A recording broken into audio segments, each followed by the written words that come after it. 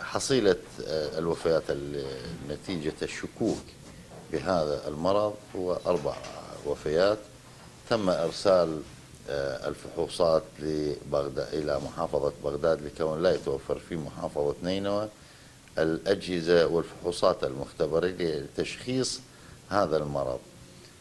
بداية يعني احنا أملنا برب العالمين يكون هذا المرض بعيد عن نينوى، لكن بعد ورود التشخيص بدقة أنه يكون مرض إنفلونزا الطيور في محافظة نينوى، سوف تعلن حالة الطوارئ لتشخيص لتمكين، يعني هو كإجراء احترازي لتمكين تقليل أقل الخسائر.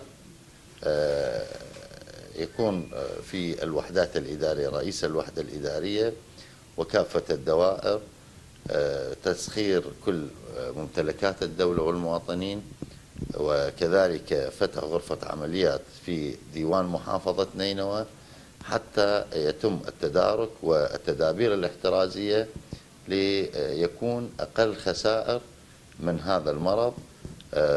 دعوانا إلى الباري عز وجل أن يحفظ نينوى وأهلها من كل سوء، والعراق بكامل مواطنيه.